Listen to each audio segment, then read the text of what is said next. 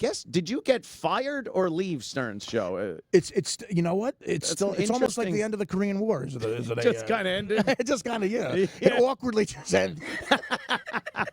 No, it was a mutual thing of yeah. It's Art, do you think this has run its course? I'm like probably. Probably. It was a lot of fun. It was the most fun of my life as a comedian. My God! But the last couple of years I was a full blown heroin addict. Oh, full blown. If I didn't have it for a few hours, it was like not having oxygen. Withdrawals would set in, and so I couldn't function.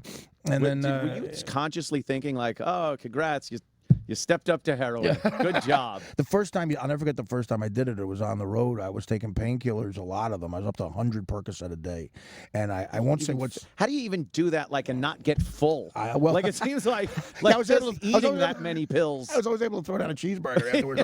But your liver, anything. I don't know how my liver failed once. I went to the hospital for that, but. They pumped me with IV fluid, and I came back. Thank God, it's perfectly healthy. But I was at a club on the road. I'll never forget this. I made this a chapter in my book because it's the funniest thing anyone ever said to me. Those club guys could get you anything you want because they need you to get on stage. I had five sold-out shows at this club in the Midwest. And I said to the guy, look, I got to get painkillers. I can't do these shows. He goes, how many you need? I said, give me like 300. He goes, how many are you taking a day? I go, like 100. He goes, dude, this guy said this to me. He goes, you should do heroin. It's better for your liver. It's better for your liver. You should do heroin. It's better for your liver. What? And I said, well, get me some. I'll do whatever's going to get me. So he got me like two $80 bags. It was brown. And I went back to the hotel and did it. And this is how euphoric it was. I knew my addicted personality. As soon as I felt how it felt, as I was hitting the pillow, nobody in the room, I said out loud, didn't even think it. I said out loud, I'm in trouble. That was a gut reaction. I just said, I'm in trouble. You just knew. And then I chased it for 7 years, 8 years. Seven years. Yeah, pretty much, yeah. Do you talk to Howard at all or anyone from the show? No, I don't. We don't have a. Listen, they tell you in rehab, heroin's and drugs, booze, it's gonna cost you certain friendships that you value more than anything else. And the worst thing it probably cost me is probably because I had a real friendship with Howard, and my friendship in that job is probably the worst thing it cost me. We're very friendly. I've seen him since. Robin unfortunately got sick, and I went and saw her at the hospital, and Howard just happened to be there. And for an hour we laughed like we were old friends again, and he was very nice and supportive. But I think I get the message that he's like, look, I did all I can for you. I got a life, and I can't be involved with this anymore. And I don't blame him at all. He did do everything he could, and it's just exasperating. I treated his workplace like a heroin den, and it's not right. It's my fault. I don't blame anybody. I know there's addicts that blame people. I wish I still talked to him more because I love the guy. He did everything for me, but no, I'm not going to lie to you. I lied for a while with that question. You did? But I did. I said, yeah, we talk, but we don't talk. We don't talk. Yeah, it's and it's such an odd thing. You were there for 10 years, about 8.5 years. 8.5 years. You build up a very strong relationship with the people you work with. In radio, we were talking about this. It's such an intimate thing. We're 3 feet from each other right now. Every day. Every day, 4.5 hours a day. And you go through battles. Like you and Opie and Jimmy, you guys get fired. You go through promotion together, success, failure, fight. And you're like through wars together. And all of a sudden, now you don't see each other. Yeah. Something happens.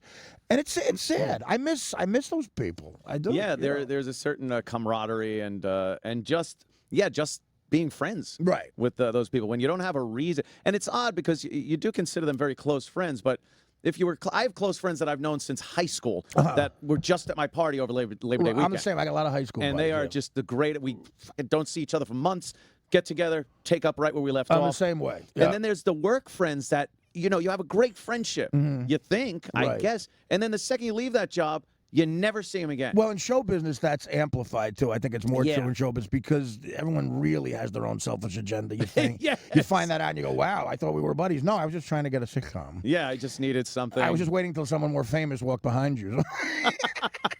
That's like those L.A. friends. You think you're friends with somebody and it's like, oh, wow, you're a nice guy. Is that true, Carrie? Yeah.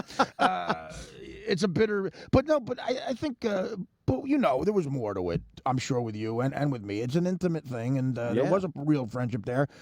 in this case, my behavior ended it, but it's sad. Life goes on. And then you're adults and you have adult responsibilities. You move on. But I got to say, and I told you this coming in here, Anthony, I'm a big supporter of what's going on here. I'm happy that we live in times where, the bullshit that happened to you can move on and do this. I'm happy you're succeeding. Well, thank you. I'm happy you are too. Right, I mean, I years feel ago. right.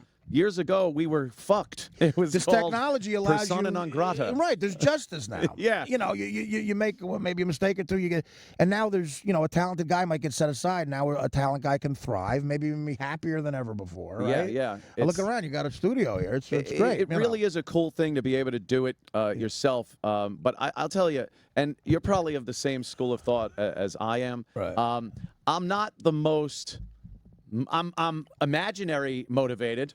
Like, I have lots of good ideas. Right. But as far as implementing them and doing things, it was kind of nice to get up early and do a show and leave and draw a paycheck and just be like, and it's successful. Right, and you reach a lot of people, and there you go. No, that's a big deal. But now now it's like, this is my deal. Right. I have to make this work. And the other part of it is, let's face it, we're not 25 anymore. Right. You have all that energy too. There's that aspect. I was thinking as I'm driving in, I'm like, I seriously think, you hear about body dysformic people and stuff. I think I'm age dysformic. I don't accept, like, I look in the mirror and I think I'm 20. Right. Like, right. I like people think they're fat or they're skinny. And, like, I can't accept that I'm in my 50s. Yeah. So But I don't act that way. And like you said, you're an adult. You have adult responsibilities. Right. Like the bills are getting paid. I'll pay the bills when I get the last notice, maybe. But they get paid. But then there's this other part where it's just I can't really do that grown-up guy thing. No, I mean that's why we're doing this. I think you're right. Because this business allows you never to grow up. Yeah. On a certain level. I'm not an adult like my other friends are adults. Yeah. They tell me what they're doing. I'm like, Jesus, what is that like? I'm on the train coming in today, and there's the businessmen guys, and they have to be maybe in their 40s. Yeah. And I look at them like they're older than me. Like I look and go, oh, that guy. He's, what's his life like? I have younger cousins who are way more responsible than me. Yeah. But that's when I thought I was age dysmorphic because I'm like, I'm looking at that guy like he's older than me, but he's not. No, I know. I have the same exact thing. And, I think in the 70s and 80s when we were growing up, didn't it seem like guys our age seemed older? Oh, they were old motherfuckers. Yeah. Oh, my dad and his friends, and they were younger than I am now. And they sitting there with their Schaefer beers and, maybe we're delusional, but I don't think it's, I think first of all, we're in a funner business. We're just having a funner time. Absolutely. It's a better time to be alive in every way. And my father climbed roofs for a living, so I'm just, he'd probably want to punch me in the face if he was alive. What are you pitching about? Yeah. But I think the combination of what we do for a living and the fact times have changed, like Fred McMurray and my three sons was probably our age, and he seems like a grandfather. He was the old guy, man. Right. Yeah. What about and this affects? I know it affects me as far as like relationships go. I am awful at relationships. Not abusive or anything like that. I don't make a good boyfriend or husband or anything. I was married in 1990. That lasted like 9 years, and then I will never get married again. Well, that's another area where you might not even be in my league there either. I could not imagine somebody worse at a relationship. Are you? I've been in three like 4 to 5 year relationships since I'm 22. Twice I got engaged, and they ended in such miserable fire wrecks of like me just being really? but all my fault. And I just forget the selfishness, the throwing money at situations, coming back from a gig. My girlfriend Dana for a long time. I remember I came back from a gig in Pittsburgh. I forgot that she was in her cousin's wedding. Like the tux was laid out. I got off the plane hungover, and I said I physically can't go to the wedding. He started crying. I said, well, why don't we I'll give them $5,000. Right, just throw money at the right. That's problem. right. And she goes, well, they don't want. I go, I guarantee they'd rather have $5,000 than me at their wedding. Right. Yeah. Let's call them up right now. Get them on the phone. Right, they'll take the $5,000. Right, or stuff like just incense. One time this actually came out of my mouth. I never want to get a dog because I don't like them in my place. And my one girlfriend was a dog lover. She said, let's get a dog. I said, honey, I get grossed out when you shit in my apartment. The worst thing you could say to a woman. It just always led to bad. Oh my God! I'm the same way, dude. I think it's selfishness. Yeah, I am, and then thinking you can just solve it with a few bucks, the money thing, and not like like really not listening. You know the gag? It's like, oh, my husband, he doesn't listen to me. It's like, really? He comes home. He like, I never listen. Right. They tell me shit, and it's like, no, you said you were going to do this or be here, like you said, with the wedding and things. Yeah. And I'm like, I have no idea what you're talking about. Right. None. Or like you plan a trip, like, you say we're in a committed relationship, blah, blah. And then, I got to go to L.A. for 2 weeks to do something. And then she goes, when is our flight? And I go, you're coming? Yeah. It's, Yeah. What do you do now? Like as far as are you in a relationship? I just broke up with my last fiance. That really broke my heart. She was a doll. Yeah. And I blew that. It was your fault? Completely. Not even close. She's gone, and I've been here and there, a couple of one-night road things that you let that happen. But that just becomes depressing. That becomes like too much heroin or something. Like you're looking at this, 48-year-old waitress from Cincinnati, and you're going, oh my God, what'll it take for you to get the fuck out of here? Do you have the ambition to? Do you want to get married? Do you want to? I don't know. I don't know if that's fair to anyone involved right? At this point. I thought I could the last time. But the first time I got engaged, I bought it. Talk about a fear of commitment. I bought a ring. We went to Turks and Caicos, and I was going to ask her in Turks and Caicos, right? Romantic. So I bought a ring from these guys I knew at the port when I was a longshoreman. I bought it hot. I bought a diamond for $50,000. That was $250,000. Jesus Christ! Legal. Yeah. But I never got it mounted. I just brought an uncut diamond to Turks and Caicos. I don't know what I planned on doing. What are you gonna do? I don't know. Besides maybe lose it. Well, that's what I mean. So it's in my duffel bag, like by my shaving kit. Christ. And we got into this vicious argument. She went home before me, so I never got. So I said, "Fuck it, I'll take the diamond back to the mob guy I bought it from." I said, "What are you gonna give me?" He goes, "I gotta give you $25,000."